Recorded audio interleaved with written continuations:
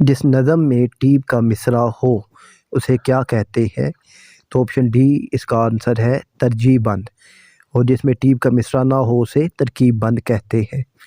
دوسرا ہے ایسی نظم جس میں کسی شہر کی تباہی و بربادی کو موضوع بنایا گیا ہو، تو آپشن سی کریکٹ ہے، اسے شہر آشوب کہتے ہیں۔ تیسرا ہے حمید بہت چالاک ہے، قواعد کی روح سے یہ کون سا جملہ ہے؟ تو یہ جملہ اسمیہ ہے۔ چوتھا ہے کسی شخص کا حلیہ، خد و خال اور ذاتی احوال بیان کرنا کس تحریر کے اہم حصے شمار کیے جاتے ہیں؟ تو آپشن بی اس کا کریکٹ ہے، خاکہ۔ پانچواں ہے ذیل میں کون سا مصرع صنعت تلمی کی مثال ہے؟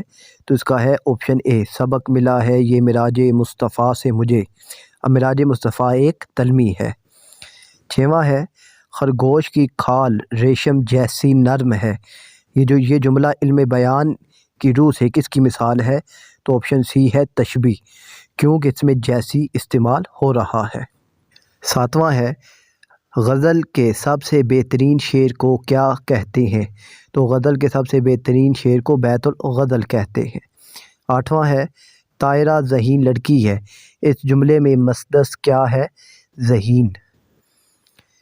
ترکیب نحوی میں جملہ فعلیہ کے اجزاء کی ترتیب کون سی ہے؟ تو آپشن اے اس کا کریکٹ ہے، فعل، فاعل، مفعول، متعلق فعل۔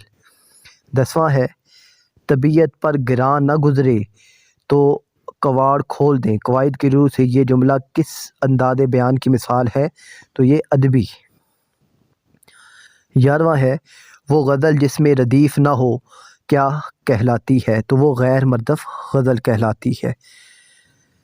بارہواں ہے بازار میں ہجوم تھا، اس جملے میں قواعد کی روح سے خبر کس لفظ کو کہیں گے؟ ہجوم کو۔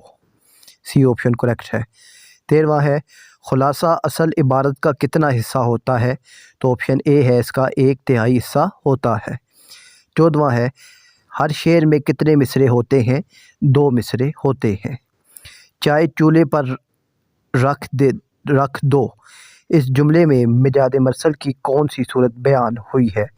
مظروف کہہ کر ظرف مراد لینا۔